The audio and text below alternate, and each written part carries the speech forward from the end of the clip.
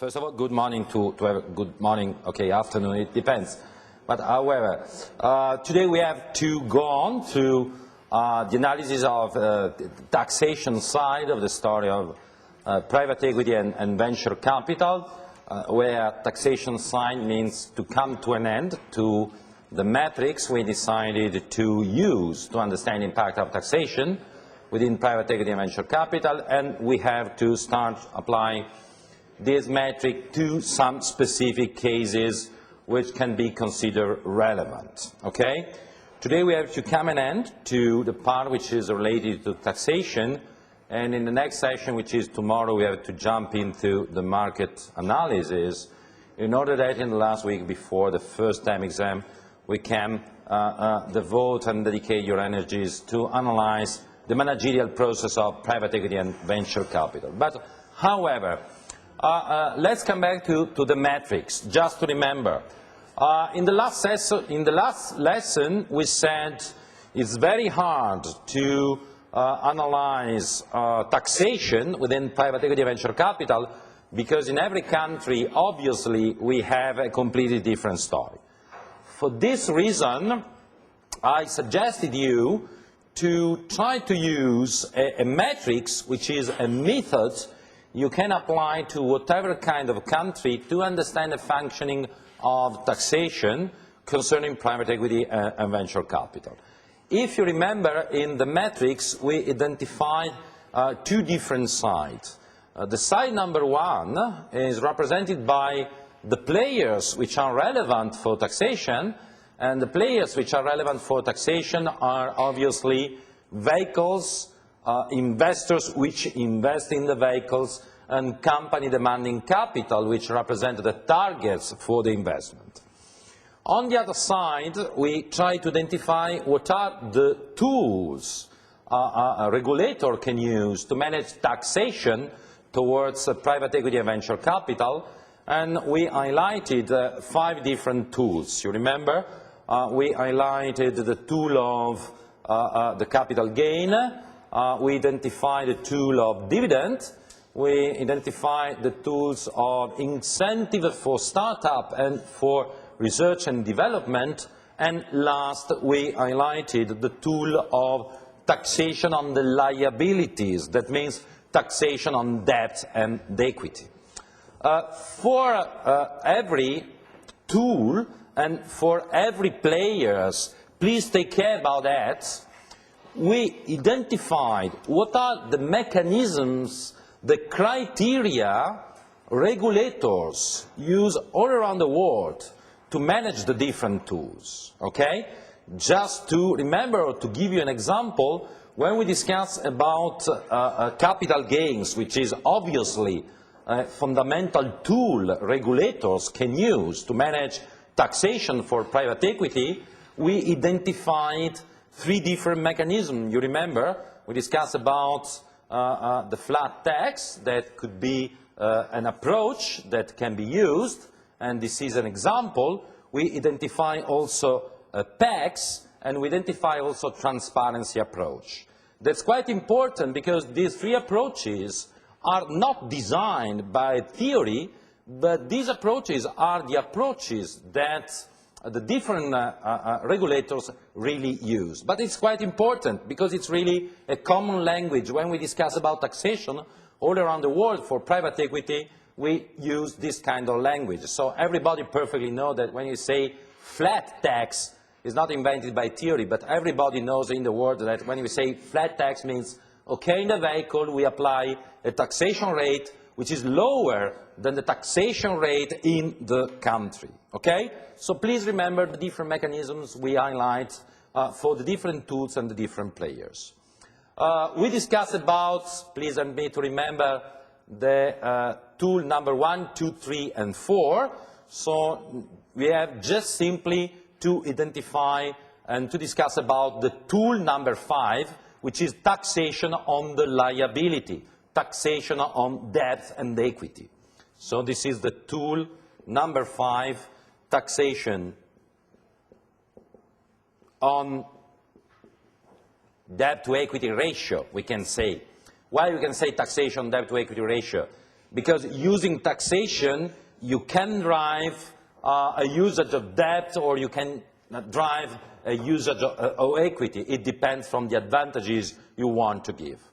Let's come back to the player. Remember that the players are three. So we have vehicles, we have investors, and we have company demanding capital. Okay? These are the three players. Obviously, the problem of taxation of debt-to-equity ratio is not relevant for investors. That's okay.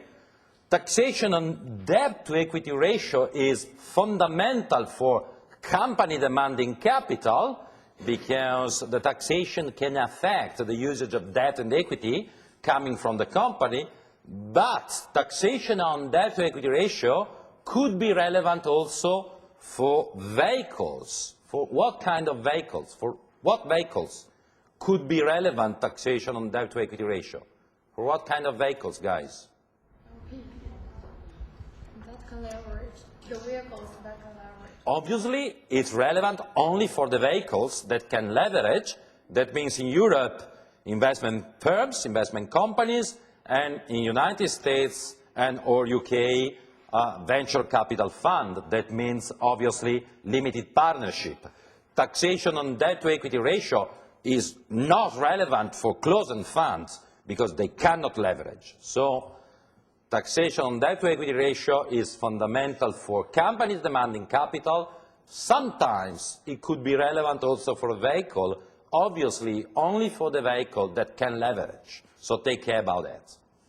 But I would like to start from company demanding capital, because taxation on debt-to-equity ratio is a typical driver of taxation, especially for company demanding capital.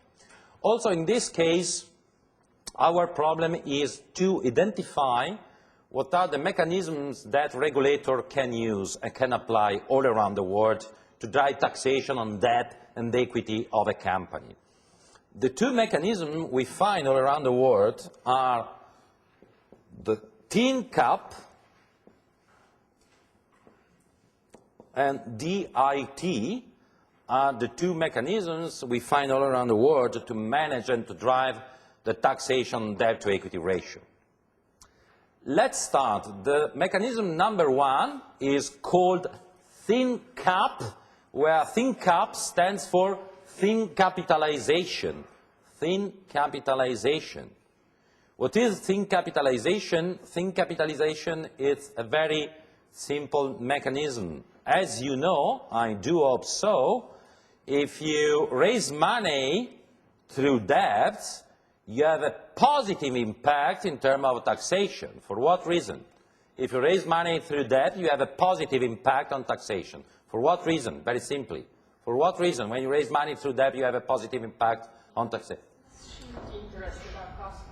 Because interests are a cost, and obviously you can spend interest in your profit and loss account, and you have a tax benefit, okay?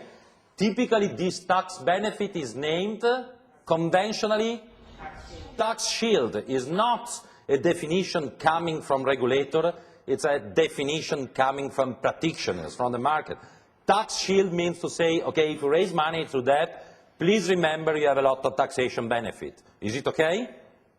Guys, very simple, but I would like to, is it okay? Obviously, the higher is the taxation rate in a country, the higher is the benefit of the tax field, of the tax shield, sorry, okay? Because of the tax shield, in every country, there is a sort of natural advantage to raise money through debt, okay? In every country, you have a natural advantage to raise money through debt for whatever kind of company. For what reason? Because if you raise money through debt, you have the tax shield. If you raise money through equity, you don't have the tax shield. So ceteris paribus, it's better to raise money through debt. Okay? If you are the regulator, you can say, dear guy, for me it's not a problem, it's not relevant. If the company would like to have a fiscal incentive, please raise money through debt. Okay? And in this case, you have an incentive to increase the debt-to-equity ratio. But in other countries, regulator can say, it's okay if you raise money through debt that you have a taxation benefit, but it could be dangerous. For what reason? Because if you have only an incentive to raise money through debt, obviously there is a trend for whatever kind of companies to use more and more the leverage, and all the companies became more and more risky, and that could be dangerous for the country. If you want to stop this kind of natural trend, you can use two different mechanisms. And the two different mechanisms are named ThinCap and DIT. The mechanism number one, ThinCap, means simply, I would like to insert a cap to the tax shield. Think capitalization means simply we want to fix a cap to the usage of the tax shield. Okay? From a theoretical point of view, in a couple of minutes we will discuss about Italy, US, okay? So we'll see examples. But from a theoretical point of view, if you want to fix cap to the usage of tax shields, you can use two different parameters. The parameter number one, you can fix a cap of the debt-to-equity ratio, and you can say, like in Germany, the tax shield can be used when the debt-to-equity ratio is under a value of 4. If the debt-to-equity ratio is higher than 4, I'm sorry, you cannot use the tax shield. Okay? This is the approach number one. The approach number two, for example, like Italy or like France, is to say, doesn't matter the debt-to-equity ratio, let's give a look to the amount of interest, and we fix a percentage of interest you can spend and have a tax benefit. In both cases, we are fixing a cap, but the two variables we are using are different. Debt-to-equity ratio in one case, the amount of interest in the other case. Okay? Please remember, because sometimes, not sometimes, many times, there is a very, very dangerous misunderstanding. ThinCap is not an incentive to raise money through equity, it's simply a stop of the tax incentive for that, but is not an incentive for equity. It's just simply a cap, a stop. Okay? The other story and the other tool that regulators can use all around the world is DIT. DIT is a different story because a ThinCap is a cap for the usage of debt. DIT is an incentive for equity, completely different. Okay? DIT stands for dual income taxation. Dual income taxation. Dual income taxation was created more or less 30 years ago in Scandinavian countries. They decided to use this kind of mechanism and they name it DIT. And in the tradition of taxation, okay, in every country when you want to give incentive to equity, we use this DIT, okay, because it's immediately clear that it is a mechanism to give advantage to equity. What is DIT? DIT is very simple. DIT means that at the end of every year, a company can apply a certain percentage which is given by the government to the amount of equity. I repeat, at the end of every year, a company can apply a percentage which is given by the government to the amount of equity. The number that you have from this percentage could be considered as an amount of cost you can write, you can insert in your profit and loss account and you have, obviously, a taxation benefit. Okay? I repeat, at the end of every year, with a DIT approach, we give a look to the amount of equity of the company. We apply a percentage. For example, in the United States, the percentage is 1.5%. Equity multiplied per 1.5% is a number we can insert in the profit and losses account, and you can consider it as a cost. Because you can consider it as a cost, you have a taxation benefit. The higher is the amount of equity, the higher is the benefit you have. Okay? Please. Just the difference between this one and the shadow cost approach. This one and? The shadow cost approach. The mechanism is absolutely the same. That means DIT is a shadow cost. I don't use the label shadow cost because, as I mentioned before, when you use shadow cost for equity, in every country in the world, we don't use the label shadow cost, but we use the label DIT because 30 years ago, for the first time, in the Scandinavian country, was introduced this mechanism. And in every country, when we want to give an advantage to equity, we use the brand name DIT. But you are perfectly right, DIT is a shadow cost. That means a cost which doesn't exist, but you can use. Absolutely, absolutely. But please don't use, in this case, the label shadow cost, because typically we use the label shadow cost for startup and incentive for research and development. But it's absolutely a shadow cost. Is it okay? So you understand that there is a huge difference. ThinkCap is a stop to tax shield. DIT is an incentive for equity. Obviously, in a country, we can have both tools. Okay? For example, in Germany, nowadays, we have both the ThinkCap and the DIT.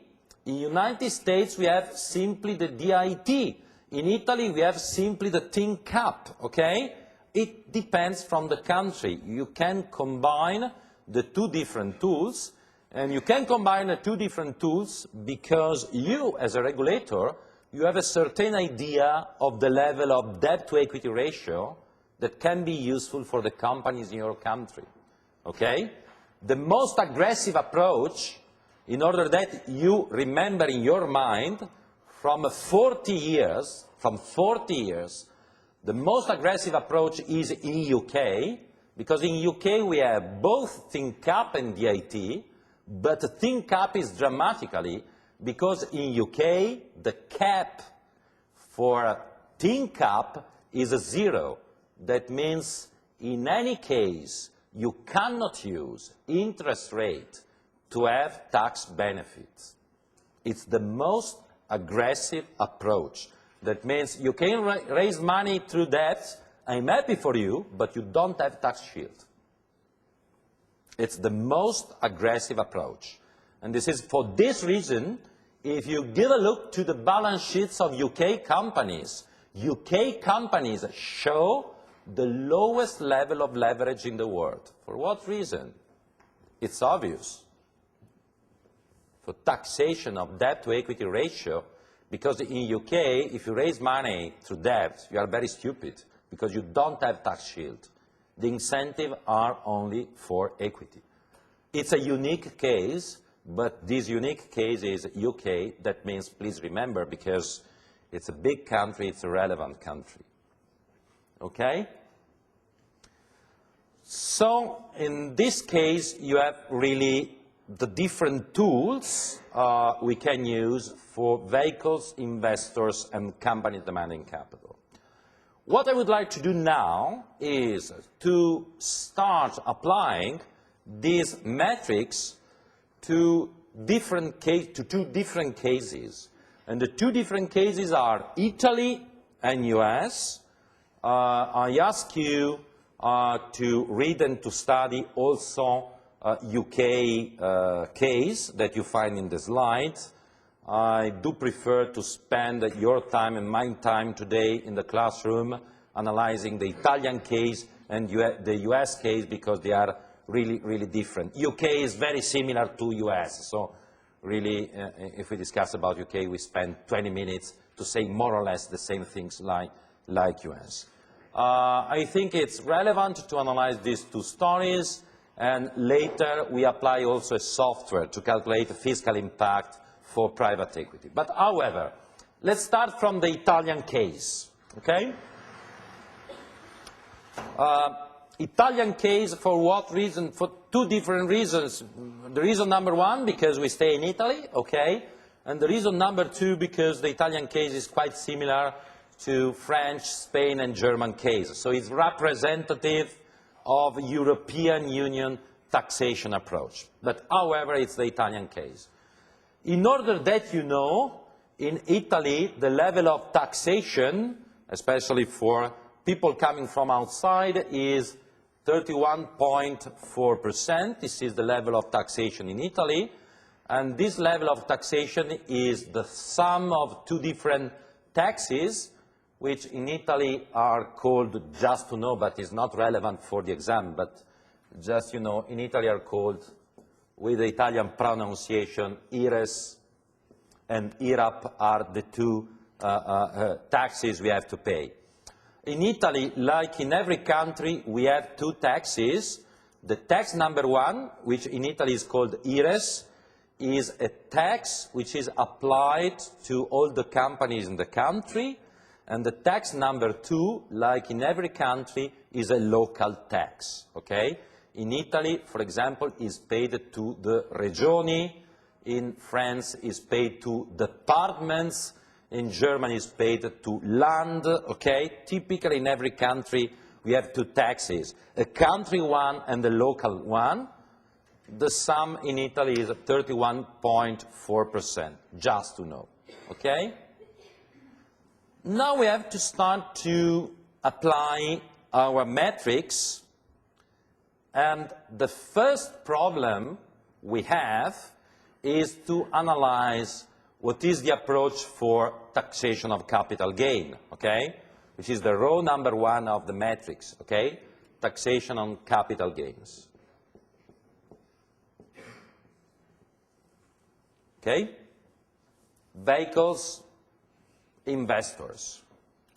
Let's start from the vehicles, okay? The decision of Italian authorities is to apply two different mechanisms to the two different vehicles we can use.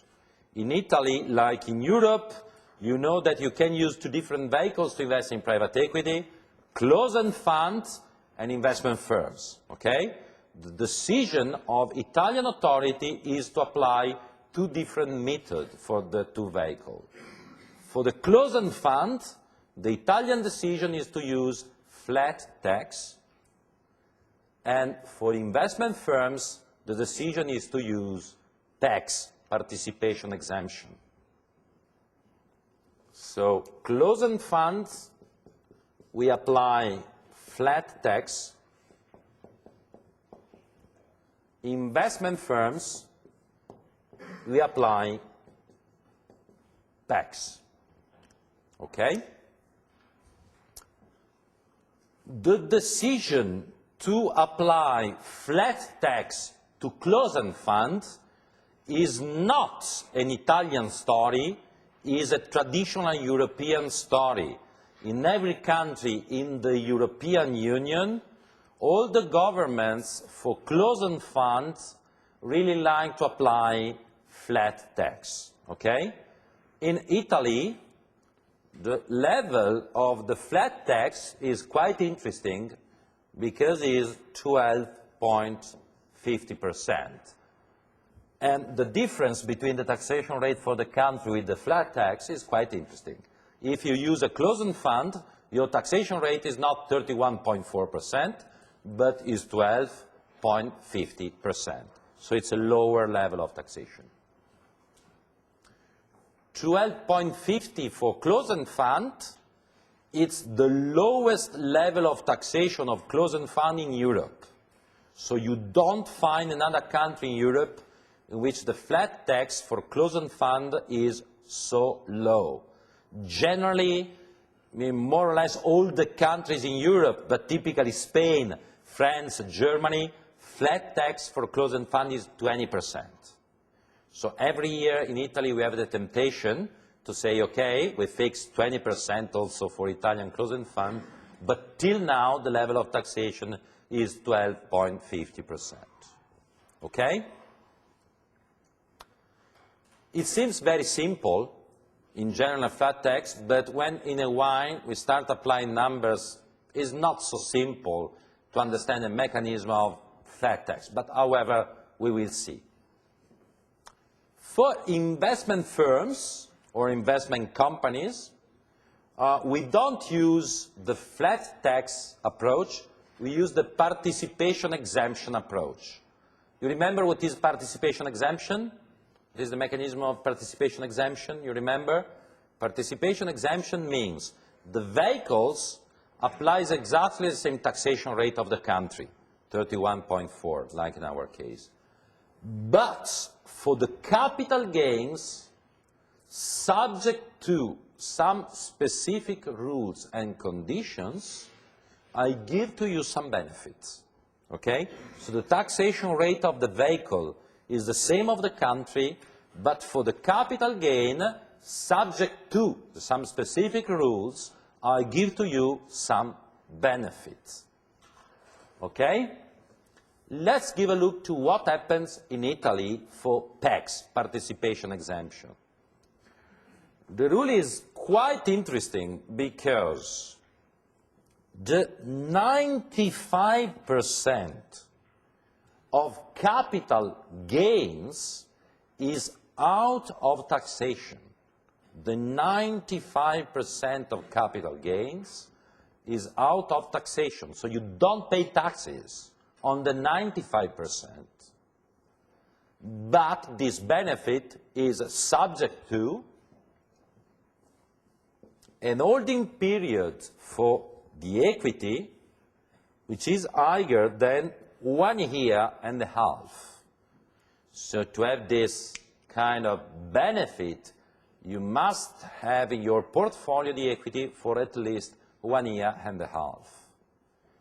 If you don't have in your portfolio the equity for at least 1 year and a half, I'm sorry, you have to pay taxes. But on the contrary, if you keep this equity in your portfolio for more than 1 year and a half, you are very happy because for the 95% of capital gain, you don't pay taxes. Okay? Is it okay, guys? Sorry, for equity you mean equity invested in companies or equity of the fund? It's a strange question. No, I mean equity that you invest in companies, so the investments or the money given by the investors? Sorry, if you are discussing about capital gains and we are discussing about vehicles, by definition, we are discussing about the investment of the investment firms. If we discuss about the equity, it's the rule number 5. Take care. Your question is for this tool, not for this tool. Take care. Is it okay also for the other people? Our focus is on the vehicle, and the vehicle has capital gain. Capital gains coming from what? From the buy and sell of the equity, okay, of your investment. So take care about it. Is it okay, guys? Questions? Sorry if I use your example, but is it okay for everybody? Is it okay, this mechanism of participation exemption? Participation exemption is very, very aggressive and very strong tool because 95% of capital gain out of taxation is very, very relevant. For this reason, while flat tax is very common for a lot of countries in Europe, participation exemption is not so common, and nowadays we find participation exemption only in 4 countries in Europe, and the 4 countries are Italy, Luxembourg, Netherlands and Ireland, they are the 4 countries in which we find participation exemption. I repeat, Italy, Luxembourg, the Netherlands and Ireland are the 4 countries in which we apply participation exemption. Quite aggressive and quite important. Just a last issue, in Italy, but also in the other countries in which apply participation exemption, you have this very big benefit, but on the contrary, you have also a disadvantage, and the disadvantage is that you cannot use losses as a cost. That means if you hold the equity for more than 1 year and a half, you have the taxation benefit for capital gain, but you cannot use losses as a cost. On the contrary, if you hold the equity for a leg of time which is shorter than 1 year and a half, you don't have the benefit and you can use losses as a cost. So 2 different stories considering the 1 year and a half rule. Okay, guys? Is it okay? Just in order that you understand, because we will use an example, but investment firms are perfect when you follow a strategy of buy and hold. While on the contrary, if you follow a strategy of buy and sell, a closed-end fund is better. If you have participation exemption with an holding period of 1 year and a half, if your strategy is you invest in a company today and you exit tomorrow, the investment firms is not good for you. For what reason? Because you have to pay 31.4% of taxes. On the contrary, if your strategy is, because you are a venture capitalist, for example, your strategy is to buy and you stay in the company for more than 1 year and a half, investment firm is perfect because you have a lot of tax benefits. On the contrary, if your strategy is very quick, because your strategy is to buy and sell, where to buy and sell is shorter than 1 year and a half, because, for example, you are an expansion financer, or because you invest in a company for a turnaround to solve a problem of governance, and your idea is that you are quicker than 1 year and a half, in this case, closed-end fund is better, because you have a flat tax of 12.50%. So really, really take care. It's very difficult to know it in advance, but as you must know in this part of the course, it's impossible to find a private equity investor which invests in different clusters.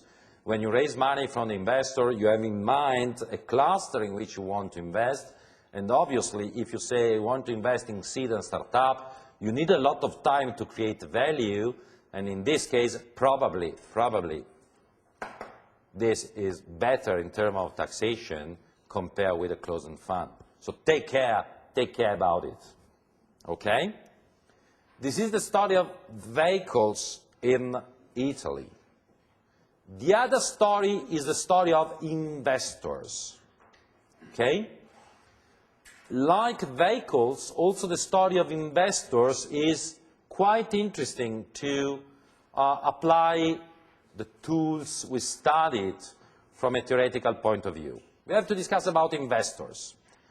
If we want to analyze investors, I remember that, considering theory, we have to distinguish what? When we analyze investors, and we want to understand the taxation for investors. From theory, we have to analyze and to understand what? We have to analyze differences between legal entities and private individuals and domestic and foreign investors. So please remember, every time you start or to try to understand taxation on investors, you have to use these parameters.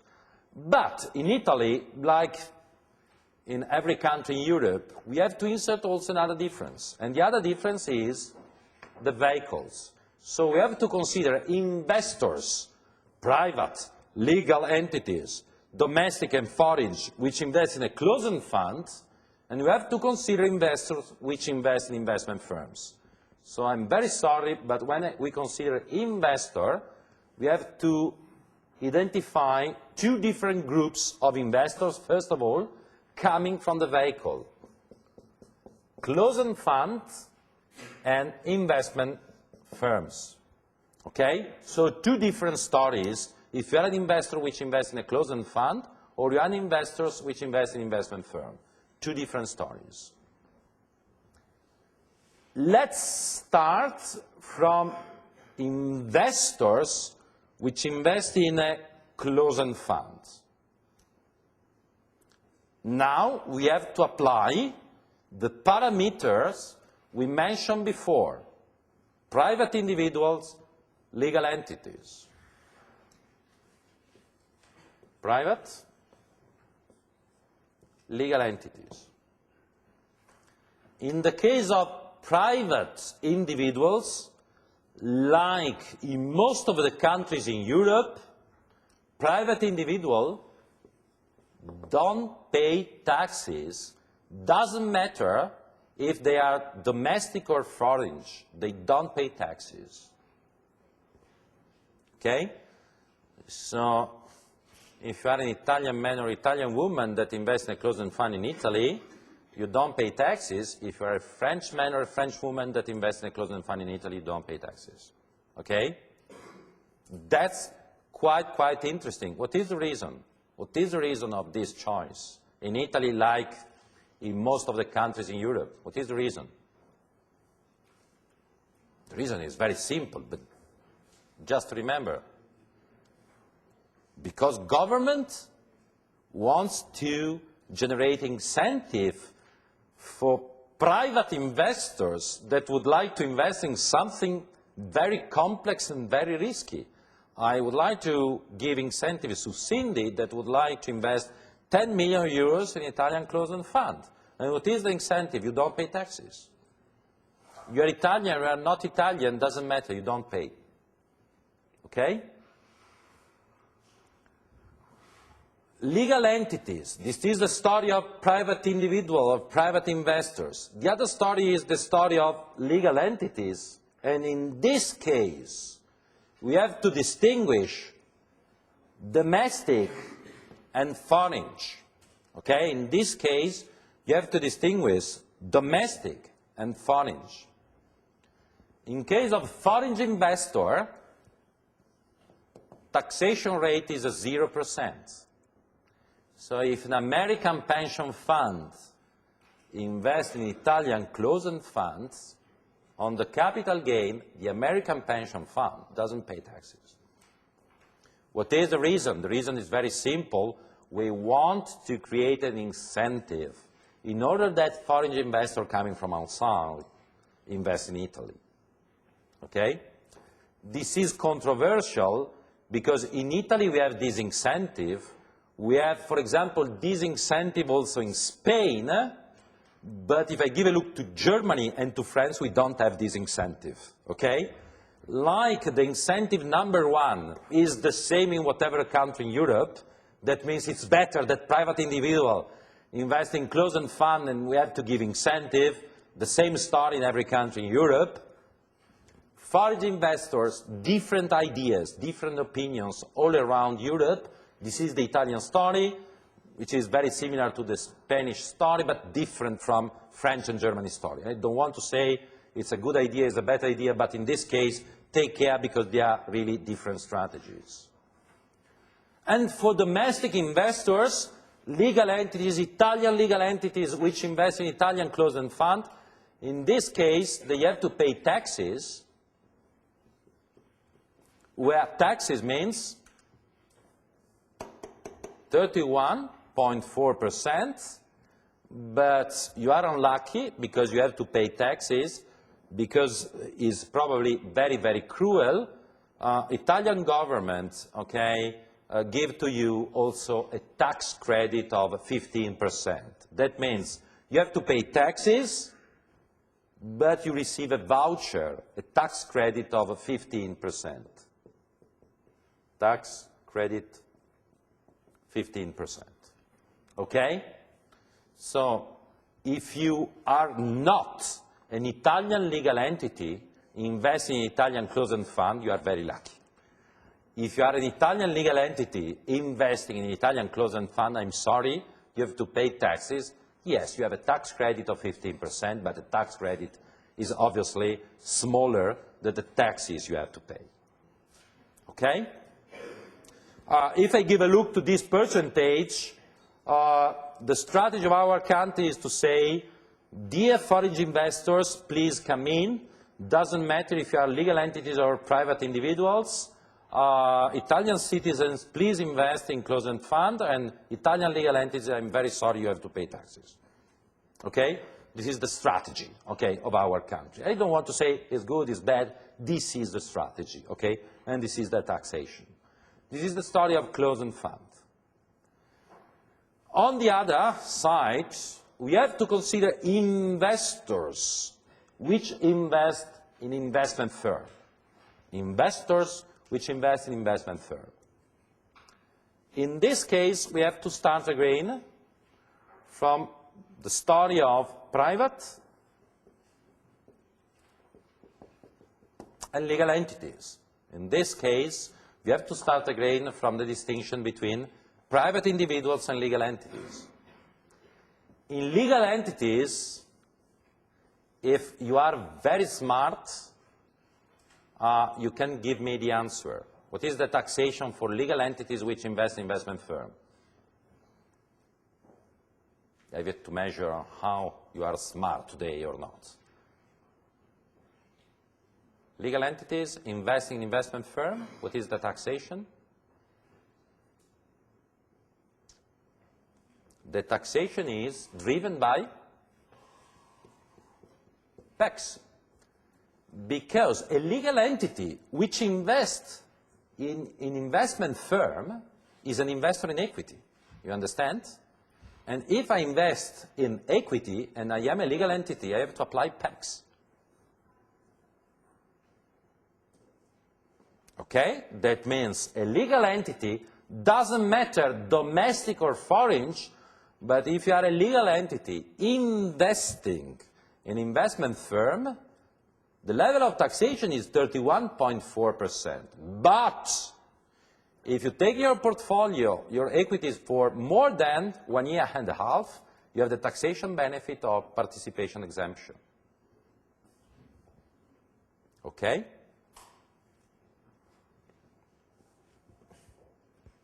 Questions about it? It's okay? Private individuals, also for private individuals, doesn't matter in this case if private individuals are domestic or foreign, no distinction in this case. I'm very sorry because your life is quite complex today. For private individuals, we have two different stories. And the two different stories are related to the status of the investor, where the status means if the investor is a qualified investor or a not qualified investor, qualified or not qualified. If I'm not qualified, the taxation rate is 12.50%. If Mr. Stefano Caselli is not qualified, my taxation is 12.50%. If Mr. Stefano Caselli is a qualified investor, I have to pay personal taxes on 40% of the capital gains. If I'm qualified, I have to pay personal taxes on the 40% of capital gain.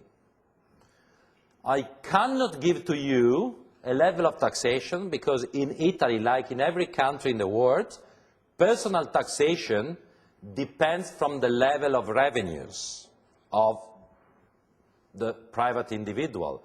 For example, in Italy, the maximum level of taxation is 45%, So probably if you are an investor, you have to pay the 45% on the 40% of capital gain you take in your pockets. What is the difference between a qualified investor and not qualified investor? It depends from the shares you have. If you have more than 20% of shares, you are qualified.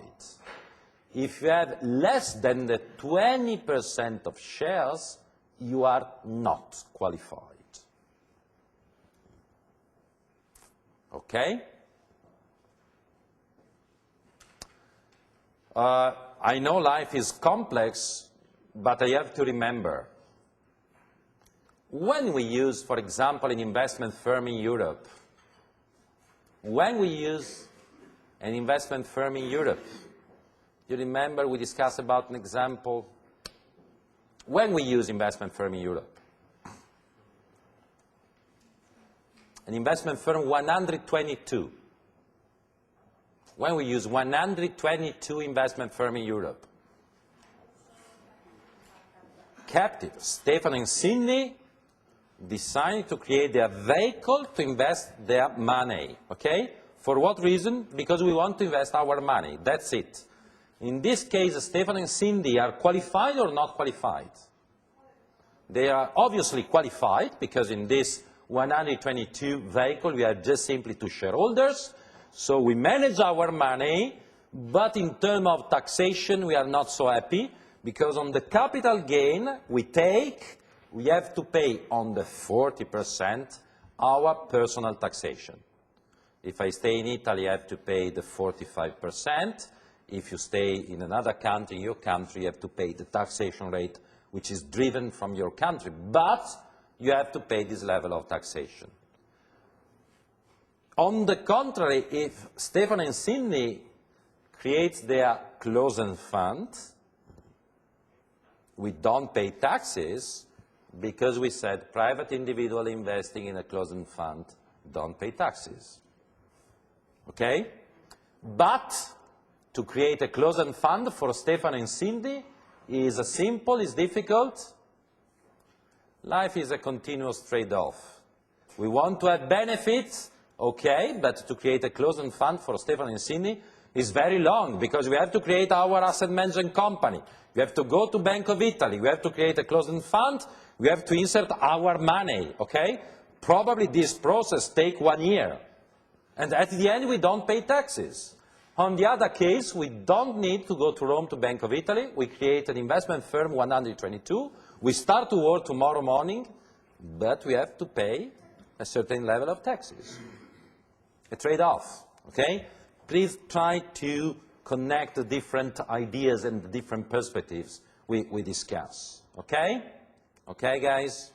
Questions about it? Is it okay? This is the row number 1, capital gains, which is obviously the most important. The row number 2, dividends, as you know, is quite uncommon. For what reason? Because closed funds don't pay dividends, so sometimes dividends can be given only by investment firm. In this case, you are very, very lucky, because the mechanism of dividends are exactly the same of mechanism of capital gains. So you have to apply exactly the same rules, but take care, dividends are relevant only for investment firms, for investment companies. Okay? Italian case, incentive for startup and incentive for research and development. I'm very, very sorry, because incentive for research and development, we don't have anything. We have a very, very soft mechanism as an incentive for startup, because if you launch a startup for 3 years, you have a tax benefit, where the tax benefit means the taxation rate is not 31.4%, but it's simply 20%. But it's very, very light, because however you have to pay taxes. Last, and we come to an end in Italy, TINCAP and DIT, what we have in Italy, unfortunately, we don't have DIT. It's a pity, we don't have DIT, so if we want to raise money through debt, is through equity, you can do that, but you don't have any benefits. It's a tragedy, okay? On the contrary, we have a TINCAP mechanism in Italy. The TINCAP mechanism is very simple, because in Italy, every year, you can use as cost an amount of interest rate which is the 30% of the EBITDA. Okay? In Italy, the maximum amount of money of interest rate you can use as cost is the 30% of the EBITDA per year. That means if you have a very, very big EBITDA, you are very happy because probably you don't have any cap, so you can benefit of your tax shield.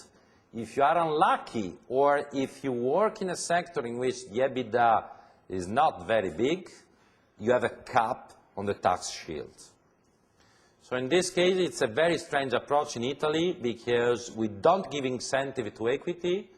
We want simply to fix a cap for the abuse of debt. We got simply to say, over a certain limit, we don't give tax shield to the companies. Okay? Obviously, for this reason, I can see, and we can say that Italy is a good place for the investors, but is not a good place for company demanding equity. Italy is really a good place for investors because if we give a look to the rules of capital gain for vehicles and for investors, really you find very good solutions for you. Very good solutions, but it's not a good place for companies. For what reason? No DIT, so we don't have any incentive for companies to raise money through equity. It's a contradiction, but in terms of taxation, the story of Italy is a story of contradiction between very big incentive for someone and rules which are really a punishment for other people. Okay? But it's a classical story of Italy. This is the example of Italy. Okay? I would like to give you, on the other side, the example of United States. So now we have the story of Italy.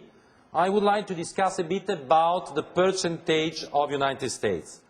I know, guys, take care. I know it's very boring sometimes to discuss about taxation, but in my opinion, it's better that you have two examples. An example of a European country, okay, good or bad, this is the example of Italy, and to have the example of United States, which is the most important market. I think it's quite interesting. And please spend 20 minutes, 15 minutes, it depends from your capability to keep in your memory also to read the slides concerning UK. United States is quite important because just from 15 days there was a change in taxation driven by Mr. Obama, so something changed in the story of taxation of private equity, so it's quite fresh, okay, the framework of taxation for United States, and I would like to discuss with you about taxation in United States. Because it's very fresh, I have to read something, because I didn't remember, okay? This is the competitive advantage of the teacher, okay? I can read, you cannot in the exam. But however, I'm joking a bit. Let's start from taxation in the United States. Like in Italy, first of all, I would like to highlight what is the taxation rate. Taxation rate in the United States is quite high because it's 39.2%. Okay? This is taxation rate in the United States. Like in Italy, like in every country, sorry, this taxation rate is a combination of two different taxes. A federal tax for whatever kind of people in the United States and a local tax which is driven by different states. The result is 39.2% of taxation. Like in Italy, we have to start the story from capital gains, because it's the most important part of the story. Capital gains. And like the Italian story, we have to start from vehicles, okay? Like in Italy, we have to identify the different vehicles which have a different taxation of capital gains. In the US case, we find 3 different vehicles. The vehicle number 1 is obviously venture capital fund. The vehicle number 2 is obviously SBIC, and it's a quite interesting surprise. I mentioned probably it when we discussed about the framework. The vehicle number 3 is our business angels. It's quite strange to say it's a vehicle, okay, but however, business angels, as you know, they are private individual or foundation that directly invest in private equity. Let's start from VCF, Venture Capital Fund. What's happening in Venture Capital Fund? In Venture Capital Fund, the strategy is quite interesting because the taxation for capital gain is 0%. So we have a flat tax of 0%. If you have capital gain, it's 0%. This is not subject to some condition. It's for everybody and forever, okay? Take care, because the other costs and the other revenues has to apply 39.2%. So if you take dividends, you have to pay 39.2%, and if you have interest coming from debts, you can use this cost for 39.2%. So 0% is not for the vehicle as a whole, but it's simply for the capital gain of the vehicle. Okay? Venture capital fund.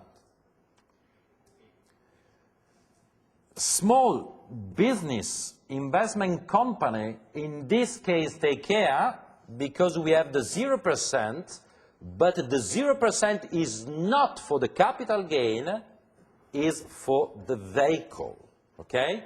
In this case, is for capital gain, and this is for the vehicle, okay? What is interesting is that both in this case and in this case, if the vehicle has losses, the investors can use these losses as a cost. If the two vehicles have losses, the investors in the two vehicles can use these losses as costs. Okay? Why you can have losses? Guys, why you can have losses? Take care about it. Why is relevant, this concept?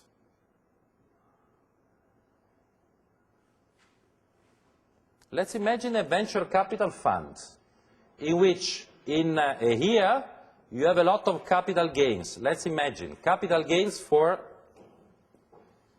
1,000, okay? These are revenues, okay? And costs are, let's imagine, 400. 400 came from, in a venture capital fund, revenues comes from capital gain. Costs from? No, cost from, guys, costs.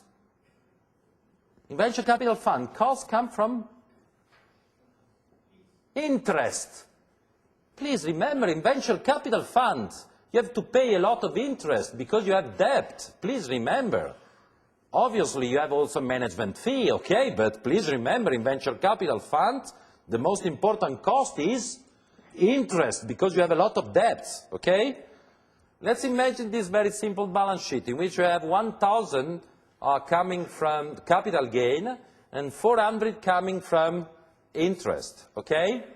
For taxation, the value of this revenue is 0. Is it okay? For what reason? because for 1,000 you don't pay taxes. What is the result for the taxation? The result of this here is minus 400. Is it okay? But you have a special bonus. The shareholders of the VCF can use 400 as a cost for their balance sheet. Let's imagine that in this venture capital fund we have just simply two limited partners. I'm sorry, Stefano and Cindy, okay? That means this year Stefano can use 200 as costs and Cindy can use 200 as cost. It's another benefit we want to give to people that invest in private equity. Is it okay?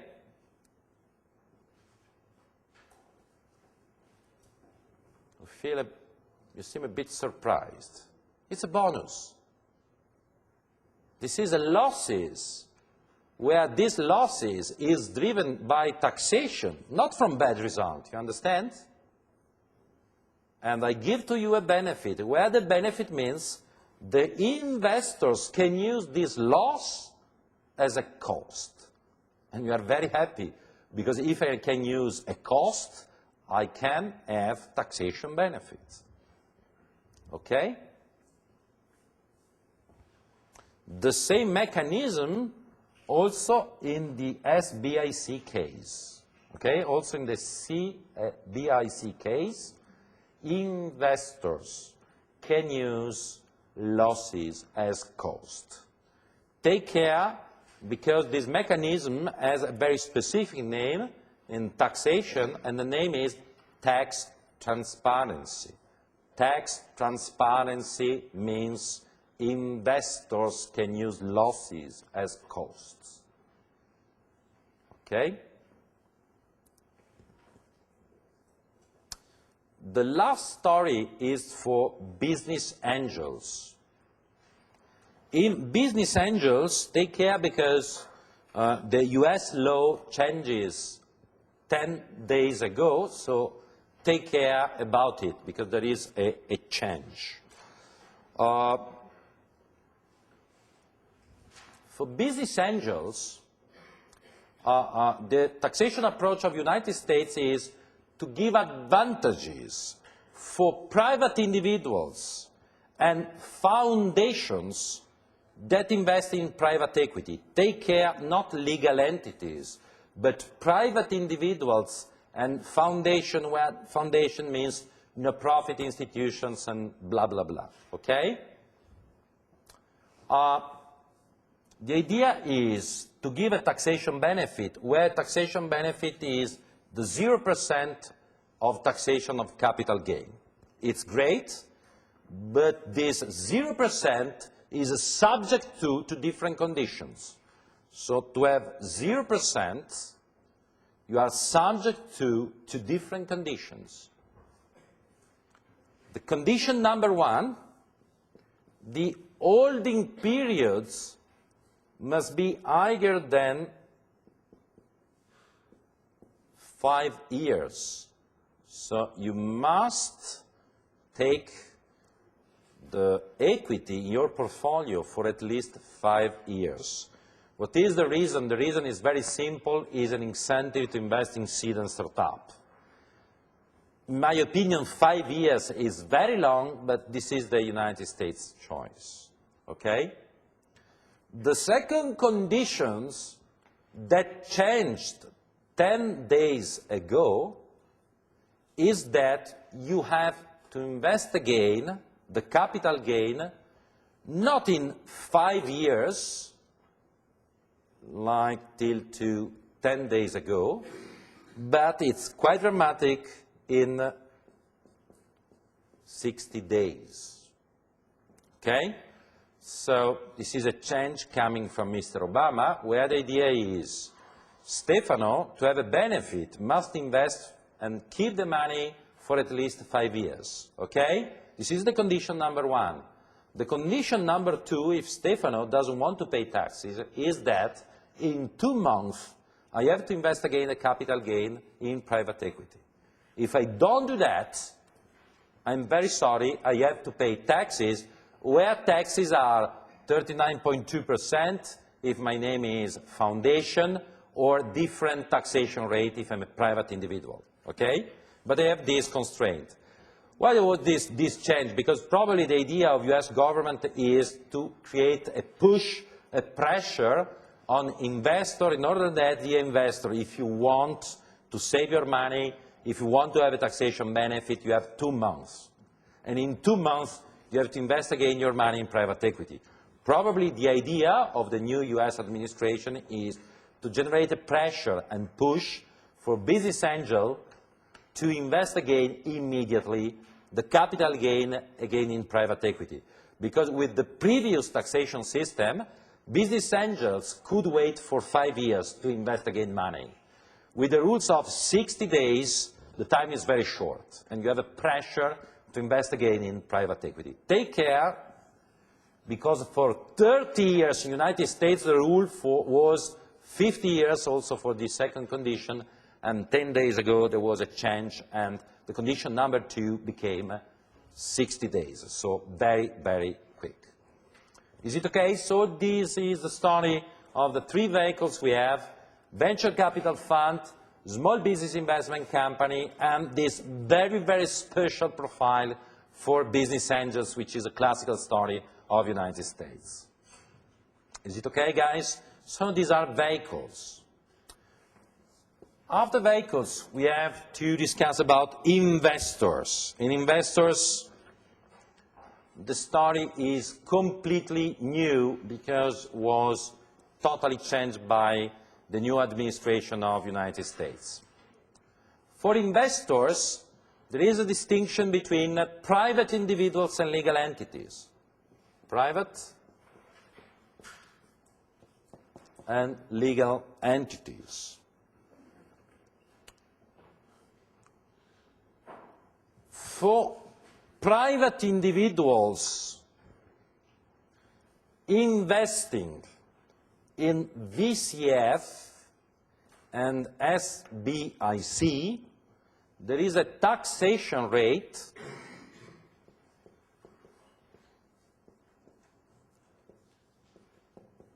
ranging between 5 and 15%. There is this range because the taxation is completely different from a state to another state. So if you invest in a vehicle in California or in Delaware, the taxation rate is 5%. If you invest, I don't know, in North Dakota, I don't know, I have to check. The taxation rate, sorry again for people coming from North Dakota, otherwise from Georgia, what you want, I'm sorry, but California, Massachusetts, 5%. In other states, you can find 6%, 7%, the maximum is 15%, okay? This rule, take care, is both for US citizen and foreign citizen, but with a difference. For US citizen, this is enough. For foreign people investing in US, it depends from country to country, because depending from your country, probably you must add other taxation you have to pay in your country. So this percentage is for United States. For foreign investors, which are private individuals, you have probably to pay other taxes in your country. For example, in Italy, if you are an Italian citizen that invests in a VCF United States, you have to pay 5% because you invest in California. That's great. But when you take back your money in Italy you have to pay 12.50% to the Italian government. Okay? But inside the United States, there are no distinction between US citizen and other citizens coming from other countries. For legal entities, the approach is a bit cruel because legal entities has to pay taxes, okay? And taxes depends from the state. For what reason? because taxes in the United States are 39.2%, but in some states in the United States, I'm sorry, it's very complex, we find participation exemption. In other states in the United States, we don't find participation exemption. So if the legal entity investing in a VCF or in SBIC stays in a state in which you don't have participation exemption, the taxation rate is 39.2. If you stay in a state in which you benefit of participation exemption, it depends on the mechanism of the participation exemption which is applied in that state, but obviously there is a fall of the taxation rate you have to pay. Okay? Also in this case, it is a bit cruel. This taxation is both take care for US legal entities and for foreign legal entities. Okay? So if an Italian legal entity invests in the United States, I'm sorry, you have to pay 39.2%. Okay? Please remember that both in this case and in this case, you have the advantage of tax transparency. That means you pay taxes, but you can use losses coming from the VCF and the SBIC to reduce taxation. Okay? I know it's complex, because taxation is complex, but take care. Is it okay, this last issue? Guys, I have to check. Is it okay? Yes or not? Two answers are possible. Yes or not? Is it impossible to stay in the middle? Yes or not? No. What's the problem? Private individual, is it okay? Guys, I would like to have your feeling. Is it okay? Okay. Legal entities, is it okay? You have to pay 39.2%. If you are lucky and you stay in a country, in a state in the United States in which you have participation exemption, probably you pay a lower level of taxation. But please remember that both in this case and in this case, you have a benefit, and the benefit is the tax transparency coming from VCF and SBIC. What is tax transparency? What I mentioned before. If you have losses in these vehicles, the investors can use these losses as a cost. And I'm very happy because, like in this case, I said 400. You remember 400 of losses? You remember the story of losses? Let's imagine that in this limited partnership there is only a limited partner, Stefano, okay? My losses is 400. If I am a private individual, I have a benefit of 5 or 15% of 400. Or better, if I'm a legal entity, I can insert 400 in my profit and loss account, and I have a tax benefit of 39.2%. Great. Okay? So we have a very high level of taxation, but please remember, vehicles don't pay taxes, and you have also the support of the tax transparency. This is really, really a quite interesting benefit. Okay? I don't understand how investors can take capital gain from a vehicle that account for losses. Not for VCF, for SBIC. I mean, the only need to account for losses in SBIC is to register a loss in the income statement, right? Yeah. How can investors take capital gain if the vehicle account for losses? No. So the story of losses, I can say it's a story, please, I don't use the right label, but it's a story of shadow cost. Losses is a story of shadow cost. For what reason? Because if in the VCF or in the SBIC you have losses, you understand that this loss is driven by taxation, okay? And the US regulator give an opportunity to investor to insert in the profit and loss account this amount of money. You understand it's a sort of shadow cost? Is it okay?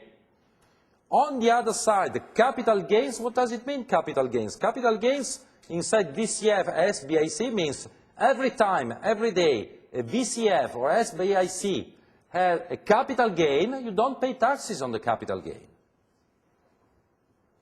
Just simply that.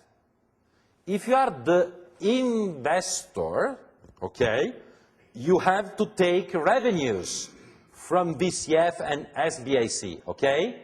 These revenues typically are given in capital gain, but also you can give these revenues also through dividends. It's exactly the same story. In this case, you have to pay this level of taxes. In this case, you have to pay this level of taxes. But please remember, you have the special bonus of the losses you can use from VCF and SBIC. You can spend your profit and loss account. The usage of losses, it's a sort of, I repeat, shadow cost. You can spend in your profit and loss account. Next year, the same year. Sorry? Next year? You have to spend in the same year. That means, let's imagine these are numbers of 2008, okay? Let's imagine 400, okay? Stefano Caselli, private individual, can use 400 in the profit and loss account of 2008 in the same year. In the same year, absolutely. Absolutely. Why in the same year? Because if I give to Stefano the possibility to spend this shadow cost in the 2009, I can manage tax arbitrage. You understand? While in the same year, sorry, it's a sort of good surprise I can use. Okay, in the same year. But it's not strange. For what reason is strange? What? Sorry, there are questions. What's the problem? No, the problem is that it is cost anyway. What do you mean by cost? Sorry? When you pay that, it's cost anyway. So what do you mean by cost? Do you get tax back? Or what is No, no. The VCF doesn't pay taxes. Do you agree? Okay. The natural solution is you don't pay taxes, that's it. But US want to give benefits to people that invest in the VCF. And the benefit is, dear investors, private individual, legal entities, you can use this amount of money and you can spend this amount of money as a cost in your profit and loss account. But this is a sort of shadow cost, because you don't spend money, but you benefit from losses of the vehicle. It's a benefit. I'm surprised that you are surprised. It's a benefit. You won't give benefit to investors, yes or not? In the United States we say yes. What is the mechanism we use to give benefit? It's a shadow cost again. I give the opportunity to investors to use this amount of money as a cost. Okay? Other questions? Please, the last question. I don't get the difference in terms of number between VCF and SBIC. Exactly the same. No, because you said that the capital gain of VCF is not taxed, while in the SBIC is the vehicle that is not taxed. Yeah. The numbers are the same. Please, it's a very simple story. VCF, revenues 1,000, cost 400. Is it okay? VCF, revenues, you don't pay taxes, you have a loss of 400. It's okay? SBIC, revenues 1,000. Costs are 400, you don't pay taxes. Is it okay? Do you agree? But you have a losses of 400 because you don't pay taxes. Exactly the same. Exactly the same, yes. Yes. The difference, no, this is not the point. The difference is that in VCF, if you have other revenues, for example, Dividends, on dividends you pay taxes, okay? In SBIC, because the vehicle doesn't pay taxes, if you have also other revenues, you don't pay taxes. But it's not the point of our example. The point of our example is minus 400. You can spend them as losses, and you are an investor, okay? Vehicles, investors, something about company demanding capital in the United States. Very simple in this case, but quite important to remember.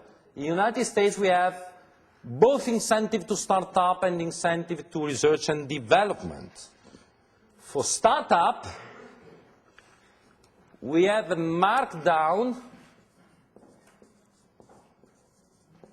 of taxation, where the markdown fixed a taxation rate between 15% and 35%. That means, considering a state or another state, when you launch a startup in the United States, you have a markdown of taxation rate. The taxation rate is at 39.2. The taxation rate became a taxation rate between 15 and 35%. The level of taxation is for 5 years, and it's different from a state to another state, okay? That means if you stay, sorry again, in California, the taxation rate for a startup in 5 years is 15%. In the year number 6, taxation come back to 39.2, okay? So again, it's different by a state to another state. The taxation rate became not 39.2, but a level between 15 and 35%. This is a markdown approach as an incentive to start up. On the other case, and this change, again, with the changing of the US administration, there is also a quite important change in incentive to research and development. In research and development is not very easy, because in research and development, the incentive is a tax credit, and the tax credit which is given to company, take care, is the 20% of the difference between R&D investment of the year minus the average of R&D expenses in the last 3 years. I repeat, the incentive for R&D is a tax credit, where the tax credit is the 20% of the difference between R&D expenses of the year, let's imagine R&D expenses of 2008, minus the average of R&D expenses in the last 3 years, that means 2007, 2006, and 2005. What is the mechanism? The mechanism is, if you spend more in research and development than in the past, you have an incentive, and the incentive is a tax credit of 20%. Because it's a tax credit, please remember, when I say tax credit, is a voucher you can spend when you want. 20% of the difference. If you're not able to spend more the average, I'm very sorry, you don't have an incentive. Okay? It's an incentive to spend more. It's a quite tricky, it's a quite interesting mechanism.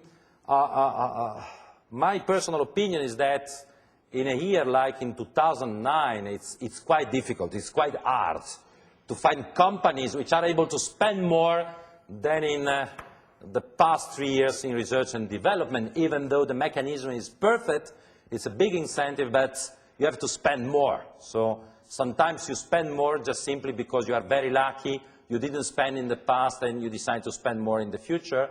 But if I consider, I don't know, the sector of automotive, it's very, very difficult or impossible that Chrysler General Motors decided to spend more in research and development than in the last 3 years because they don't have money. But however, this is the mechanism we find. Okay? Last, and we come to an end for United States, the last issue is the row number 5 of the story, that means taxation on debt-to-equity ratio. In this case, the mechanism we have is DIT. In the United States, we have a mechanism of DIT. The mechanism of DIT is very simple because every year, all the companies can apply a percentage to the value of equity. This percentage is fixed every year by the US government. In the last 5 years, the percentage was 1.5%. That means every year, as I mentioned before, companies can apply a percentage which is given by US government to the amount of equity, and the result of 1.5% multiplied per the equity is an amount of shadow cost you can use to have tax benefit. This percentage is given every year by US government. In the last 5 years, the percentage was 1.5%. We don't have any idea about what will be the percentage for 2009 given by the new US administration. What is confirmed is that DIT is still working in the United States, but we don't know the percentage. Probably will be the same. Okay? These are numbers concerning United States, which are very, very different from the Italian story. So really 2 different approaches. What I would like to do now, even though we have just 5 minutes, but I would like to start to do that, and we start from this point tomorrow, is to use an Excel file in which we insert an example of comparison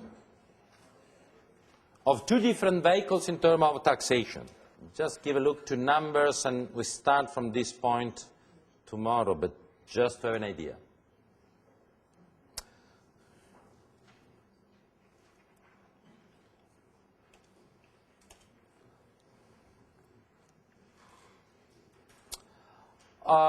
This is an example of comparison of 2 different vehicles considering taxation. Okay?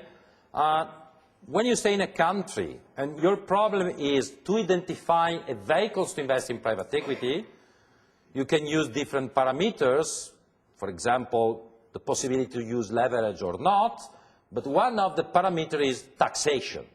So if you stay in Italy or in Europe, you have only a problem of a comparison, and the problem of comparison is closed-end fund on one side and investment firm on the other side. Let's imagine we want to analyze what is the impact of taxation of the 2 vehicles, because you want to see what are the revenues for you using the first vehicle and the second vehicle. So in this Excel software, we insert an example in which we identify a closed-end fund, and we identify an investment firm, and inserting the same level of revenues, we want to check what will be the result for the investors, in order that we can measure what is the impact of taxation on closed-end fund and investment firms. Here you find numbers and percentages coming from taxation, just to give a look. Flat tax for closed-end fund is 12.50%. Personal tax for closed-end fund investor is obviously 0%, like we mentioned before. And here you find numbers of taxation for investment firms. That means the taxation in Italy is 31.40%, participation exemption 95%, and again personal taxation for investors in investment firms is 12.50%. So numbers we mentioned before. What we have to do tomorrow, but what I suggest is please give a look today. It's just 5 minutes. You download the Excel file in order that tomorrow we can start from this point. our idea is to use the same number and to compare what is the story of revenues and costs, both in closed-end fund and investment firm. We have to apply flat tax and participation exemption. What is very tricky is not to calculate the impact of cost and revenues, because you have to apply rules, but what is difficult is to calculate taxation on the variation of the value of the shares you have in your portfolio. Because if you have a capital gains, you apply rules. Flat tax, participation exemption, what we mentioned before. But your revenues are not simply capital gains. Your revenues are also variation of the price, of the prices of the shares you have in portfolio. These are revenues. And in this case, we have to understand what are the rules we have to apply, both in investment firm and closed-end funds, okay? Because otherwise, if we consider also only, capital gains is very simple, we have to consider also the variation of the value of shares. And you have to apply it tomorrow, okay? So please give a look to this Excel file in order that tomorrow we can start from this point.